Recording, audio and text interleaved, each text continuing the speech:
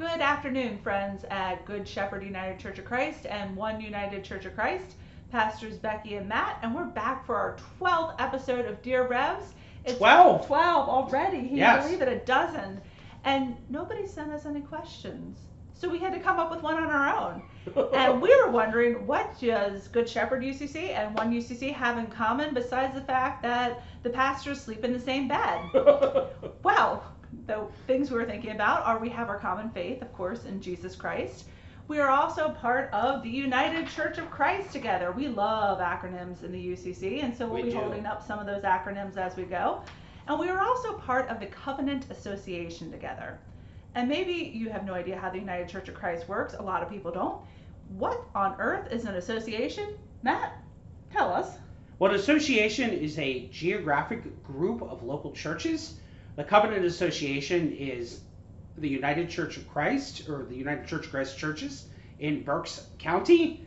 And as an association, we do a lot of things, including putting together some committees and teams to do ministry. And probably the biggest and most important of those committees is the Committee on Ministry. And Becky and I actually both serve on the Committee on Ministry in different roles. I am part of what's called the standing side of the Committee on Ministry, and we deal with the connection of local churches and pastors to the United Church of Christ. In fact, by belonging to the Covenant Association, that's how churches get the name United Church of Christ behind their church name. So we become Good Shepherd United Church of Christ, and Becky's church becomes One United Church of Christ by virtue of belonging to the Covenant Association. Becky, what does your part of the COM do? My part of the COM works with MIDS, Members in Discernment. I told you we like our acronyms. So a member in discernment is somebody who is exploring a call to ordained ministry in the United Church of Christ. For all ministers, our standing is held in the association in which we belong, where our local church membership is. So Matt's part of the Committee on Ministry deals with people who are already ordained and have standing. My part deals with people who are looking to have ordination and standing. And one of the things that we do is we get to call association meetings called ecclesiastical councils, and they are super fun. They are when we vet somebody at the end stage of their process toward ordination, a mid who has been working with the COM for many years in the United Church of Christ. And we have one coming up on August 2nd. It's going to be at 3 o'clock via Zoom. If you're watching from One or Good Shepherd or any other UCC church in the Covenant Association, you can attend. And we need people to attend. One already has a clergy and a lay delegate. Good Shepherd has one clergy delegate, but no lay delegates. So if you would love to come, let me know. We really need people. Plus, it's a great way to help prepare a leadership that could lead your churches one day and to weigh in on the gifts and graces that you want to see in UCC pastors. Can you tell she's in charge of recruiting people for that ecclesiastical council? We need delegates. Yes, we need delegates. So you may wonder what Covenant Association has to do with some other terms you've heard. Well, Covenant Association is one of the associations that make up the Pennsylvania Southeast Conference, which are the United Church of Christ churches in southeastern Pennsylvania. And the Pennsylvania Southeast Conference is one of 38 conferences that make up the United Church of Christ, the whole national church. And the national church does a lot of resourcing for conferences and associations and local churches. One of the biggest things that they do is General Synod every other year.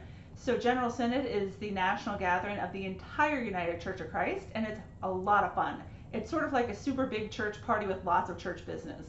But after you go and get to know people in the United Church of Christ, it becomes like a family, and you get to reconnect with people every other year.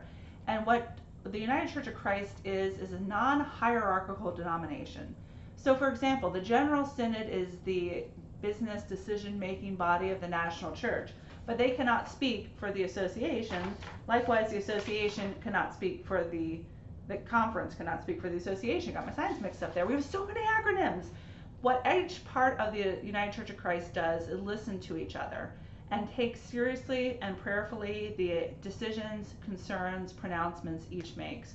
So when the COM decides something, they are binding on pastors and churches, but the COM needs to prayerfully listen to the conference, and the conference needs to carefully listen to the association. They all need to carefully listen to the national church, and the national church needs to listen carefully to everybody. We need to do a lot of careful listening in the United Church of Christ. That's not always easy. No, it's very hard. So we will be back in 2 weeks. We encourage you, if you are listening and watching, send us questions, or else we're going to have to keep talking about polity. And we love talking about that, but maybe you want to hear us talking about something else, or hear and see us doing something else. So send us your questions, and we'll be happy to talk about them, or send us some activities you'd love to see us doing. If not, we're going to start talking about Mom. Mom is the manual on ministry that guides all the work of the United Church of Christ. If you are on a committee on ministry, the mom is your best friend. My mom is sitting on my desk in my church office. So if we don't get questions, we're going to start talking about the mom. Right, Matt?